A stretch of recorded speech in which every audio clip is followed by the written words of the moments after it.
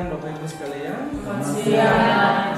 Terima kasih Bapak Ibu sudah boleh hadir di kesempatan ini di dalam tempat ini. Di saat ini saya akan membagikan pemahaman dan pengalaman saya mengenai materi pada salah satu modul yang telah saya pelajari, yaitu materi tentang budaya positif. Ya, di dalam budaya positif ini ada beberapa konsep inti yang nantinya akan saya sampaikan kepada Bapak Ibu untuk memberikan wawasan terkait dengan tugas dan tanggung jawab kita juga sebagai Bapak Ibu guru di sekolah dalam pelaksanaan tugas setiap saat terkait dengan disiplin positif. Bukan disiplin positif, tapi budaya positif.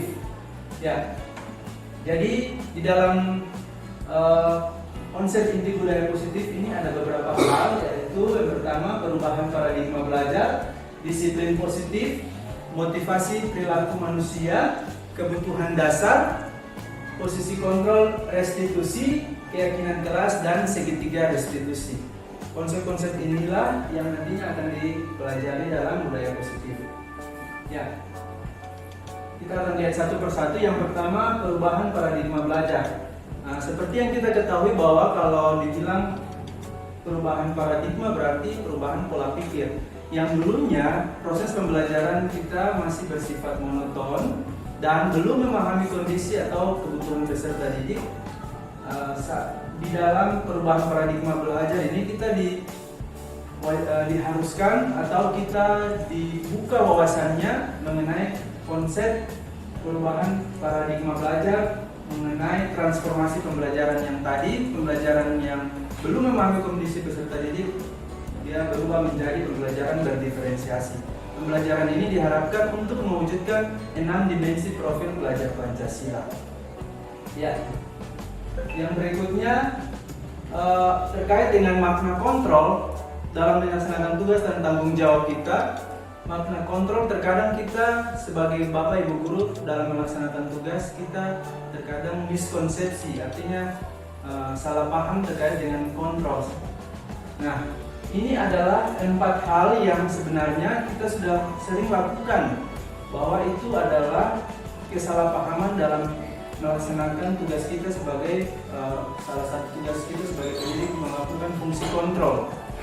Nah, kita biasanya berpikir bahwa kita ini adalah guru yang punya kewajiban untuk sepenuhnya mengontrol murid. Jadi dari kita saja, murid itu ibaratnya sebagai sebagai objek.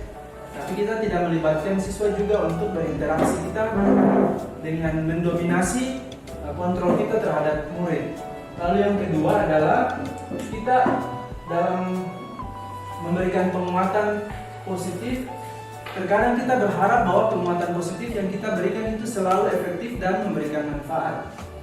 Nah, misalkan Bapak Ibu biasanya berpikir bahwa setiap kali kita memberikan penghargaan kepada anak, kita merasa bahwa itu adalah fungsi kontrol kita dan berharap bahwa itu bisa memberikan penguatan positif secara efektif dan bermanfaat. Padahal ada penghargaan itu, penghargaan juga dia bisa membuat siswa itu merasa bahwa itu tidak bermanfaat karena dia bisa membunuh karakter siswa atau dia bisa membunuh kreativitas siswa. Jadi ada penghargaan tertentu yang Bapak Ibu harus tinggalkan supaya pada prinsipnya bahwa penghargaan itu juga bisa mematikan karakter siswa. Lalu yang berikutnya, ilusi bahwa karakter dan membuat orang merasa bersalah mematikan karakter.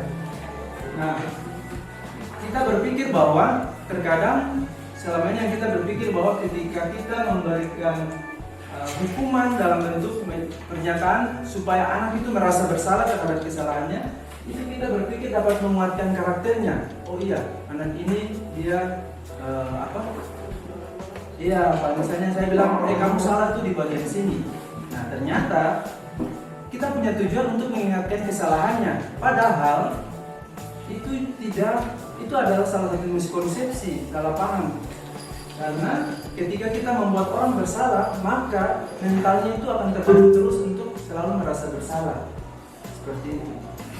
Lalu yang berikut, ilusi bahwa semua orang dewasa memiliki hak untuk memaksa. Ini yang kita pikirkan, bahwa kita adalah guru adalah orang dewasa, murid adalah anak-anak yang di bawah umur kita. Jadi kita punya hak penuh untuk memaksakan mereka mengikuti kita. Seperti itu. Lalu yang berikut, ini adalah Bapak Ibu harus mengubah paradigma yang tadinya ilusi-ilusi yang tadi itu, termasuk dalam stimulus respon, memberikan rangsangan kepada anak dalam bentuk respon, diubah menjadi pendekatan kontrol. Misalnya, kalau di stimulus respon, kita berpikir bahwa kebutuhan semua anak itu sama, kebutuhan kita semua itu sama, anak. Lalu padahal kalau di teori kontrol itu realitas atau kebutuhan kita itu berbeda. Masing-masing anak itu punya kebutuhan berbeda-beda. Begitu pula dengan kita guru. Kemudian semua orang itu melihat hal yang sama, padahal apa yang kita, misalkan aturan sekolah, siswa bisa melihat dengan mungkin melihat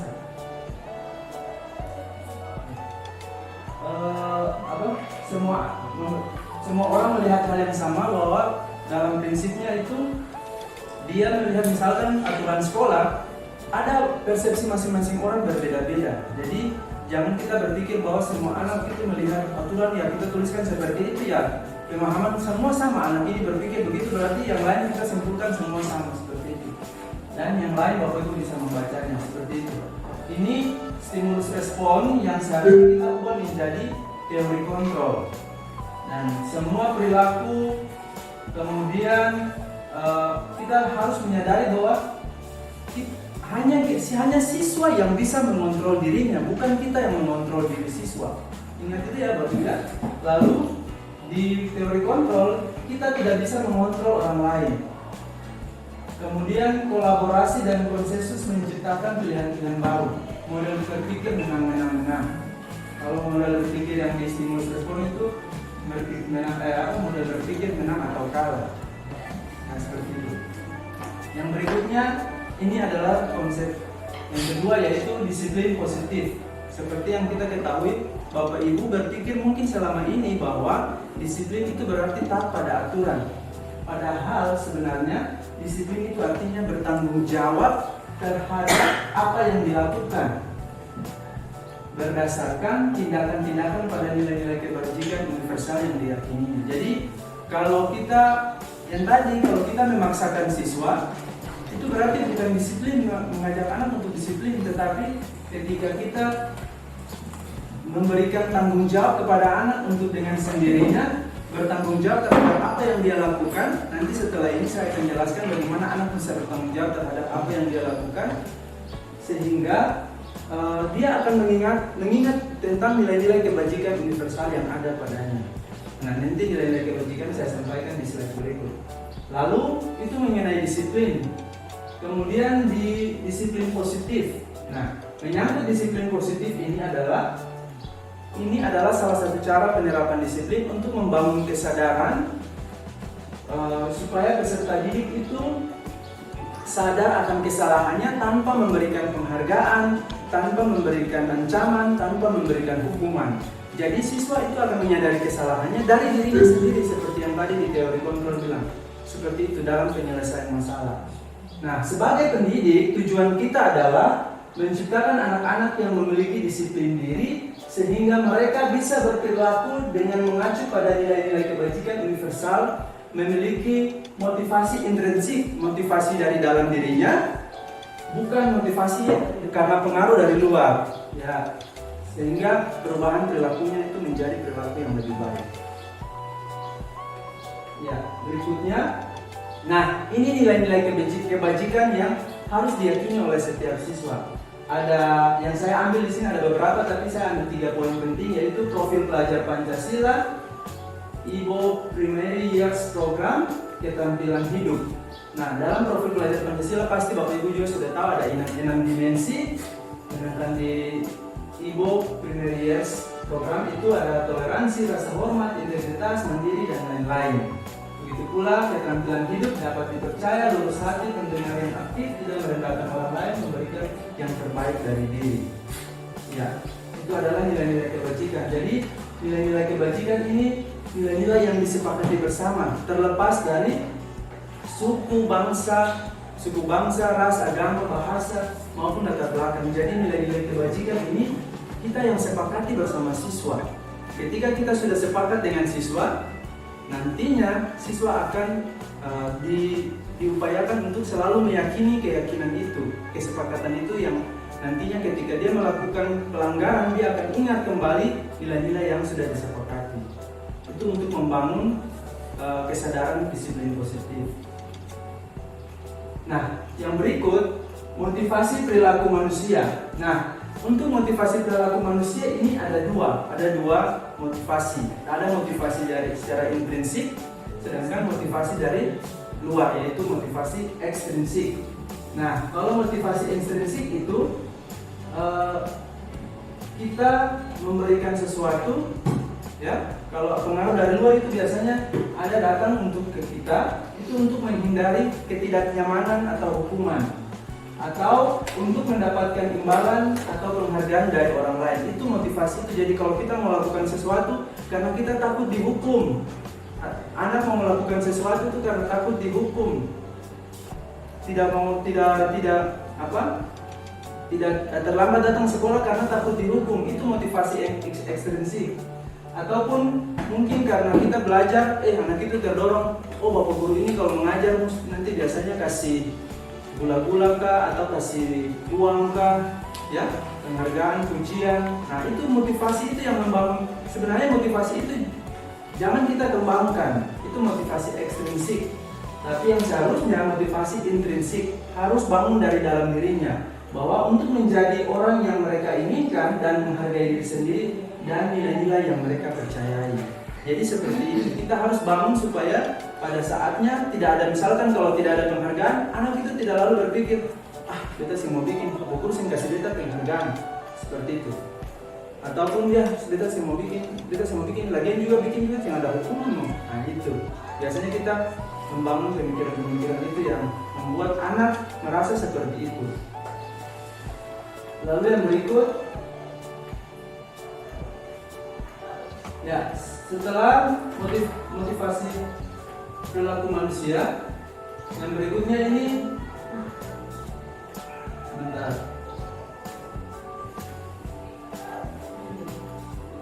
Ya, ini ada tiga hal seperti yang tadi dalam motivasi perilaku manusia itu ada hukuman, ada konsekuensi, ada restitusi. Nah, kalau hukuman dan konsekuensi ini mungkin sering kita lakukan, kita berikan kepada anak. Tapi restitusi ini jarang sekali kita lakukan. Kenapa? Coba Bapak Ibu lihat. Kalau di hukuman, konsekuensi dan restitusi perbedaannya seperti ini. Saya mau bilang bahwa untuk restitusi itu proses menciptakan kondisi bagi murid untuk memperbaiki kesalahan. Proses kolaboratif yang mengajarkan murid untuk mencari solusi. Jadi kita berdiskusi dengan siswa supaya siswa itu kembali sadar dari dalam dirinya itu bahwa dia akan memperbaiki dirinya sendiri. Bukan karena dipaksa ataukah diberi hukuman ataukah konsekuensi. Seperti ini, kalau diberikan hukuman itu murid tidak tahu apa yang akan terjadi. Seperti itu ya. Kemudian bersifatnya itu satu arah, ketong yang atur dong. Seperti itu.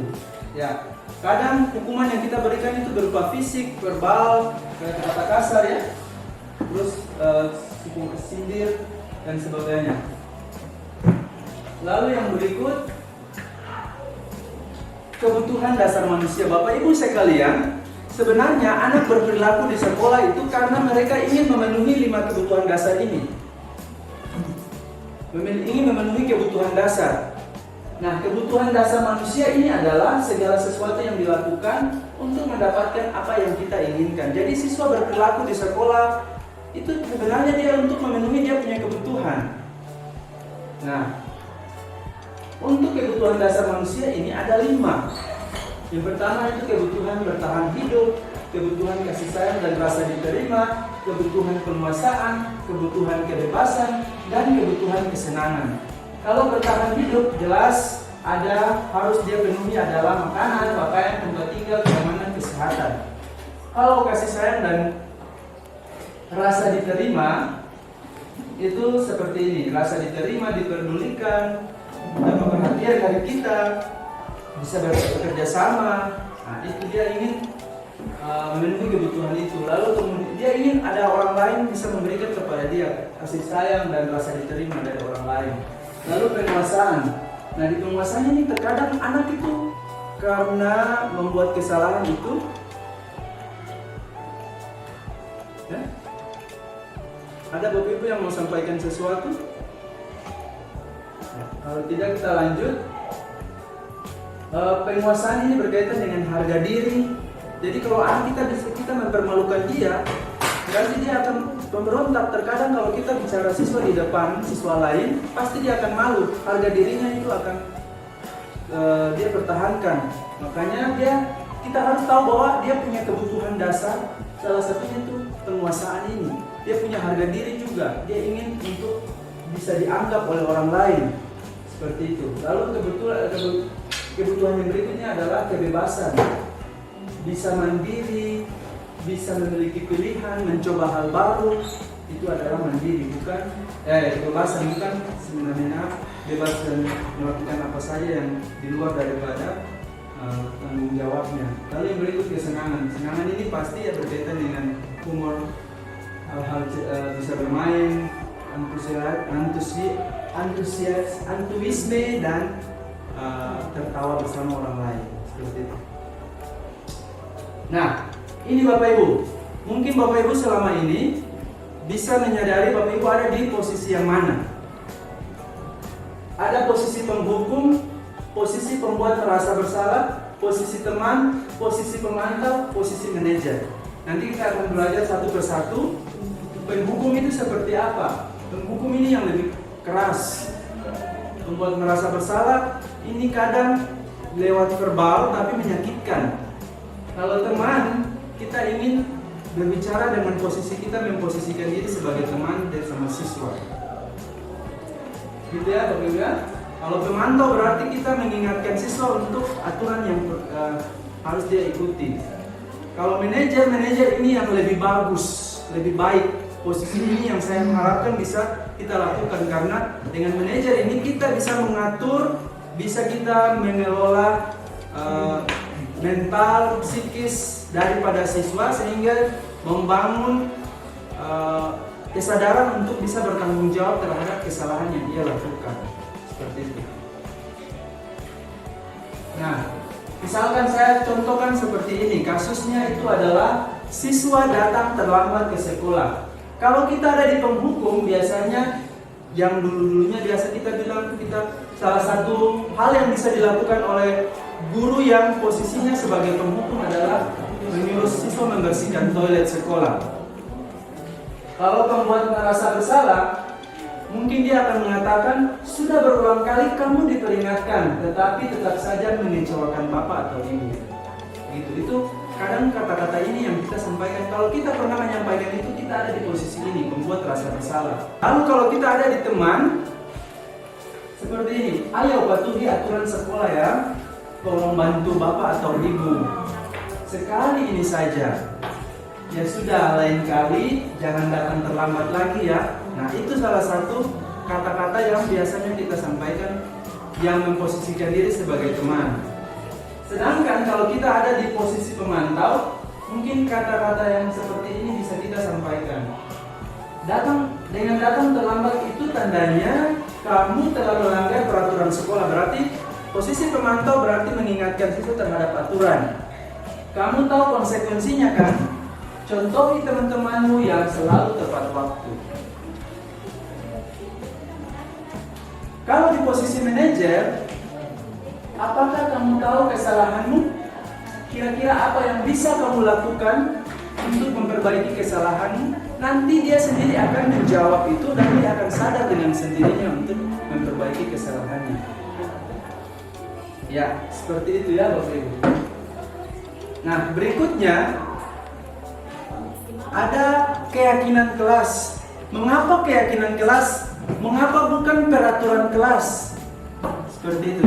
Bapak Ibu, keyakinan kelas dan peraturan kelas itu berbeda jauh. Kebanyakan peraturan kelas itu bersifat negatif, bersifat mengontrol secara sepihak dari guru saja. Tapi keyakinan kelas dibangun berdasarkan kesepakatan bersama.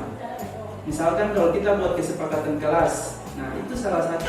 Nah mungkin selama ini Bapak Ibu kesepakatan kelas, Bapak Ibu sudah cantumkan ini aturannya seperti ini, tinggal tanya siswa setuju atau tidak setuju atau tidak, dan sebagainya. Nah, mungkin selama ini kita lakukan seperti itu keliru Bapak Ibu. Itu juga termasuk peraturan kelas, walaupun kita menerapkan itu kesepakatan kelas. Padahal kita harus tanyakan ke siswa, apa saja yang ada bisa dia lakukan untuk mendisiplinkan dirinya sendiri. Nah itu yang harus kita tanyakan ke siswa. Nah proses pembentukan keyakinan kelas itu dia itu harus bersifat lebih abstrak daripada peraturan yang lebih rinci dan konkret. Jadi keyakinan kelas dan peraturan kelas itu dua hal yang berbeda. Kalau keyakinan kelas dia bersifat abstrak, bersifat umum.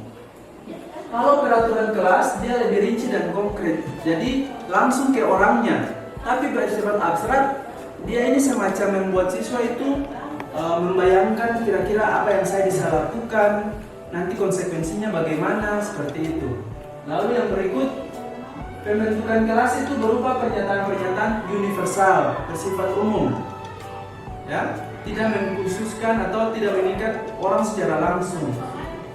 Terus tidak terlalu banyak, sehingga mudah diingat dan dipahami oleh semua warga kelas. Jadi kalau Bapak Ibu buat kesepakatan kelas, buat yang inti-inti saja supaya siswa itu bisa ingat setiap saat. Ya, sesuatu yang dapat diterapkan di lingkungan tersebut. Kemudian, jadi harus bisa diterapkan ya, bukan tidak bisa diterapkan. Yang berikutnya, semua warga kelas hendaknya ikut berkontribusi. Jadi harus melibatkan semua warga kelas, ya, di dalam kelas, baik guru maupun siswa itu harus dilibatkan semua untuk membentuk keyakinan kelas, bukan hanya kita sendiri ataukah siswa sendiri. Kita berdiskusi apakah keyakinan yang kita sampaikan ini sesuai dengan kondisi kah ataukah tidak sesuai kah, itu harus kita diskusikan secara atau disepakati bersama. Lalu kemudian kita harus bersedia meninjau kembali keyakinan kelas itu dari waktu ke waktu. Jadi kalau Bapak Ibu merasa keyakinan kelas ini tidak lagi relevan untuk hari berikut atau di yang pertemuan berikutnya ataukah di kondisi waktu-waktu yang lain, misalkan Bapak Ibu merasa itu tidak relevan atau tidak bisa terjadi lagi, tidak mengikat lagi, ya sudah, kalau anak-anak sudah disiplin misalkan, ya ubah lagi, meninjau kembali lalu diubah dengan keyakinan yang baru yang bisa mengikatkan mereka. Nah, bagaimana membentuk keyakinan kelas itu? Seperti yang tadi kita sudah sampaikan bahwa harus ada kesepakatan bersama.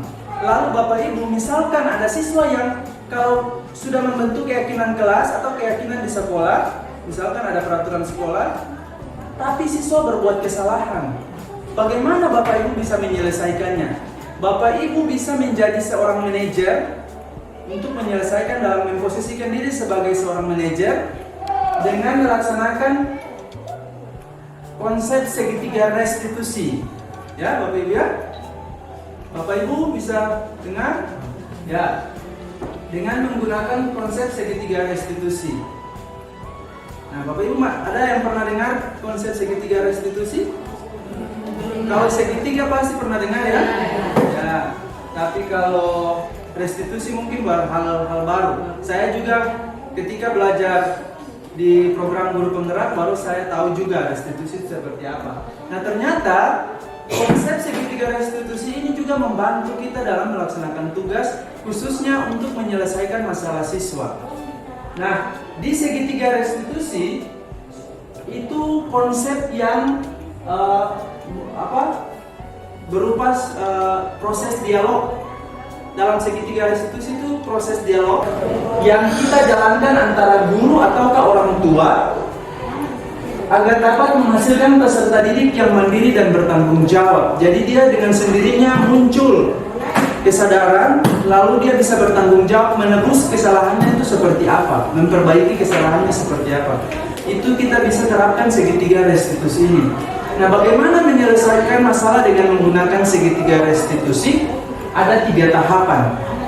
Pertama, Bapak Ibu perlu menstabilkan identitas siswa dulu. Jadi kalau siswa datang, siswa dipanggil karena berbuat kesalahan, Bapak Ibu tidak langsung memveto kesalahannya atau menegur dia, tidak boleh seperti itu. Bapak Ibu panggil dia, datang dengan membangun dialog. Bapak Ibu tanyakan dulu supaya dia bisa tanya bahwa memang dia apakah benar dia betul-betul dia yang melaksanakan atau dia yang melakukan kesalahan itu ataukah bukan. Jadi memastikan, menstabilkan dulu seperti itu. Lalu kedua, validasi tindakan yang salah. Artinya Bapak Ibu harus mengarahkan dia supaya dia tahu bahwa kesalahan yang dia buat itu salah. Dan yang terakhir, setelah sudah dia tahu kesalahan itu salah, apa yang dia buat itu salah, baru Bapak Ibu menanyakan keyakinannya. Keyakinan artinya apa? Kesalahan yang dia buat itu apakah sesuai dengan keyakinan yang mungkin kesepakatankah, keyakinan yang pernah dibangun bersama atau aturan sekolah kah? Nah, dia ingat kesalahan ini bertentangan atau tidak? Dia yang mana, aturan mana yang punya kaitannya dengan kesalahan yang dia buat? Nah, misalkan begini Bapak Ibu, untuk lebih jelasnya menstabilkan identitas itu seperti ini. Pertama, menstabilkan identitas ini dilakukan berdasarkan prinsip membuat kesalahan adalah bagian dari proses pembelajaran. Jadi tidak boleh menyalahkan siswa bahwa kamu ini membuat kamu sudah salah, tidak boleh seperti jangan. Tapi tanyakan menstabilkan dia bahwa kalau dia berbuat kesalahan itu adalah hal yang wajar, manusiawi. Tapi karena proses manusiawi yang salah itu harus digeser menjadi identitas yang sukses. Jadi karena dia sudah salah, arahkan dia menuju ke arah yang benar. Kamu sudah salah. Sebenarnya jangan disampaikan kamu sudah salah, tapi oke lah, memang kamu berbuat kesalahan. Saya juga sebagai guru juga pernah membuat kesalahan. Mungkin Bapak Ibu merasa seperti itu, Bapak Ibu sampaikan, ataukah Bapak Ibu sampaikan ke dia bahwa wajar bahwa kesalahan yang dia lakukan itu adalah kesalahan sebagai seorang manusia. Jadi kita menstabilkan identitasnya dulu supaya dia merasa bahwa dia punya kegagalan sebagai seorang individu, lalu dia langsung diarahkan ke, oh iya ternyata saya ini sebagai seorang manusia memang saya membuat kesalahan, karena saya sadar saya adalah seorang manusia, tapi saya harus berupaya untuk memperbaiki kesalahan. Nah, itu yang harus kita bangun dialog bersama dengan dia. Kalau validasi tindakan yang salah, dia berdasarkan prinsip bahwa setiap perilaku berupaya memenuhi kebutuhan tertentu. Jadi dia karena membuat kesalahan ini, karena memang dia ingin mau memenuhi kebutuhan apa? Karena apa? Mungkin mau diperhatikan kah? Tidak mau orang lain mengganggu dia kah? Seperti itu. Harus kita validasi tindakan. Kamu buat itu karena apa? Alasannya apa kamu buat itu? Nanti dia akan sampaikan, saya buat ini Pak, saya buat ini Bu, karena begini. Karena saya ingin diperhatikan, karena saya ini teman saya menyontek tugas saya misalkan. Ataukah saya datang terlambat karena saya bangun kesiangan, seperti itu. Nah, itu lalu nanti kita tanya proses dialog lagi, kenapa bangun kesiangan misalkan. Nah, nanti dia akan menjawab, dia mungkin akan menjawab, saya bangun kesiangan karena saya mungkin tidurnya larut malam dan sebagainya. Nah, kemudian dari situ kita akan mengenali kebutuhan dari anak tersebut untuk memperbaiki hubungan antara kita dengan murid. Ya. Yang terakhir,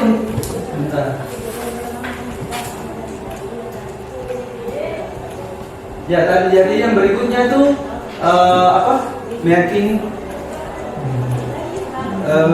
tadi apa? Ya, Yang terakhir adalah menanyakan keyakinan. Ini dalam bentuk demonstrasi, ya. Jadi ini sebagai contoh. Tadi Bapak Guru dengar laporan dari BUMDes, katanya gara-gara kamu membantah perintah beliau keluar dari kelas dan tidak mau melanjutkan pembelajaran lagi ya? Iya Pak, habisnya saya jengkel Pak. Kenapa jengkel? Soalnya setiap kali bulan masuk di kelas, selalu saja saya duduk di depan, sedangkan anak yang di belakang sudah bisa duduk di depan Pak. Oh begitu. Wajarlah kalau kamu merasa jengkel. Kalau Bapak di posisi kamu, pasti Bapak juga akan merasakan hal yang sama. Lalu, apa yang kamu berbuat hingga Ibu sampai keluar dari kelas? Saya marah-marah Pak. Saya bilang ke Ibu bahwa saya tidak mau pindah, sedangkan Ibu suruh yang lain saja. Sambil saya panggil nama saya dan tanpa sadar, saya mendengar kursi kosong di sebelah saya Pak. Oh begitu. Pasti kamu berbuat demikian karena punya alasan ya? Iya Pak, saya mengalami setiap kali saya disuruh dulu di depan, anak saya tidak boleh ikut. Padahal teman-teman yang lain yang dulu tidak disuruh dulu di depan dari tugas Pak. Ya wajarlah kalau kamu merasa marah dan jengkel karena kamu merasa sepertinya tidak adil. Tetapi Bapak sangat menghargai tindakan kamu yang tidak melakukan hal lebih di luar tindakan sebelumnya. Misalnya menjadikan tugas dengan kasar. Tapi perlu kamu tahu bahwa Ibu Grace membuat hal seperti itu karena Ibu Grace ingin kamu lebih berkonsentrasi. Sekarang coba kamu pikirkan apakah tindakan kamu sesuai dengan keyakinan atau kesepakatan kelas yang telah disepakati bersama atau tidak? Tidak Pak. Menurut kamu keyakinan kelas apa yang telah kamu langgar? Saling menghormati antara guru dan siswa Pak. Menurut kamu saling menghormati itu penting atau tidak? Mungkin Pak. Baik, kalau menurut kamu itu penting, keyakinan apa yang akan kamu lakukan pada saat kamu sedang marah? Harus dilakukan Pak. Kamu bersedia memperbaiki masalah ini? Bersedia Pak. Apa yang akan kamu lakukan untuk memperbaiki masalah? Saya akan lebih bersabar dan menahan amarah saya. Kalau ada guru yang menyuruh saya untuk berbuat sesuatu, selama itu baik bagi saya akan tetap melakukan dengan ikhlas. Saya akan meminta maaf kepada Ibu Pak. Tepat sekali tindakan demo. Tetap semangat ya. Sekarang pergilah ke Ibu Grace dan meminta maaf. Baik Pak, terima kasih.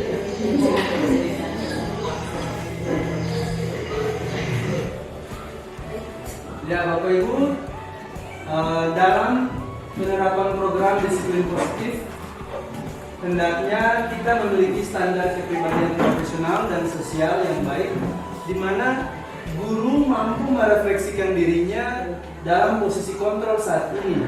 Bagaimana perjalanan dirinya sebagai among, penuntun, atau manajer yang menuntun murid-muridnya sebagai insan yang mandiri, merdeka, bertanggung jawab. Inilah standar nasional pendidikan yang harus kita lakukan bersama dengan siswa. Mungkin sebelum mengakhiri, Bapak Ibu mungkin ada pertanyaan? Ada yang mau bertanya tentang masalah tadi ataukah materi yang telah saya sampaikan, berbagi pemahaman maupun pengalaman yang telah saya bagikan kepada Bapak Ibu? Ada yang mau bertanya? Silakan. Kita mau bicara, berkomentar. Silakan Bu Grace. Ya. Terima kasih Pak Elvis atas kesempatannya. Tadi sempat saya dengar Pak Elvis memberikan contoh seperti siswa yang datang terlambat. Kemudian kita tidak boleh langsung memberikan hukuman atau menjas anak itu. Kita berharap bahwa supaya kita selain tidak memberikan hukuman, tetapi harus ada keadilan. Jadi dalam arti bahwa siswa yang terlambat tidak boleh kita suruh masuk dulu, supaya siswa yang lain itu yang sudah masuk duluan menganggap bahwa siswa itu juga sudah diberikan hukuman atau sudah diberikan istirahat gitu, atau kemudian siswa menyadari bahwa kalau terlambat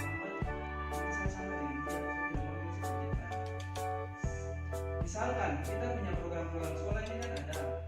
Bisa kita kan nanti kita berpikir, ada perdebatan kemarin yang menyampaikan bahwa kalau dia tidak disuruh masuk otomatis dia akan ketinggalan pelajaran. Nah, oleh karena itu salah satu caranya adalah siswa disuruh membaca atau mempelajari secara mandiri sampai jam pelajaran pertama yang selesai. Materinya apa? Pelajarannya apa di kelas? Oh, macam pelajaran matematika. Materinya apa yang ada pada itu? Ataukah dari yang minggu lalu pemeriksaan belajar ini atau ada buku dia berikan kepada siswa? Bukunya diberikan kah atau catatannya disuruh berbangun? Lalu atau soal-soal yang sudah disiapkan oleh guru matematika bisa diminta untuk dikerjakan sampai pada akhirnya selesai, masuk istirahat baru dia masuk, supaya teman-teman dia akan merasa oh ternyata saya kalau belajar sendiri itu tidak asik. Kalau saya kelas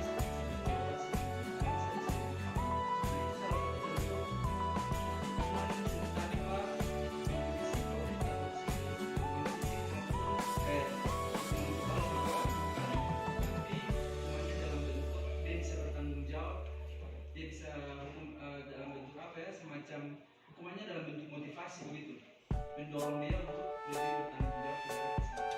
Mungkin seperti itu. Ada lagi kan Bapak Ibu atau Ibu sebelum puas? Sudah ya? Oke Bapak Ibu, sudah? Ya. Oke. Baik, terima kasih Bapak Ibu.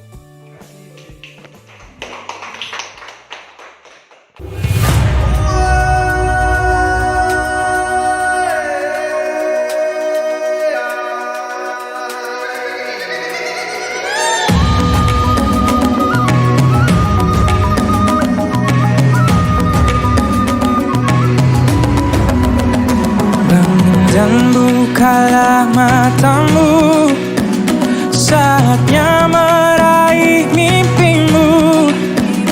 Arahkan pandangan ke depan, Tuhan kan menuntunmu.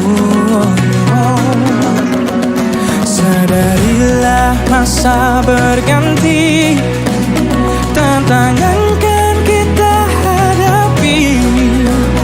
Bergandeng tangan untuk negeri, era kita menanti berseri.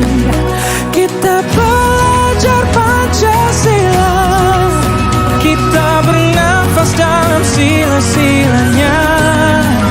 Kita belajar Pancasila, ayo kita jaga untuk Indonesia. Bersatu dalam perbedaan, berpegang tangan dan berlari. Singkirkan egomu, oh kawan.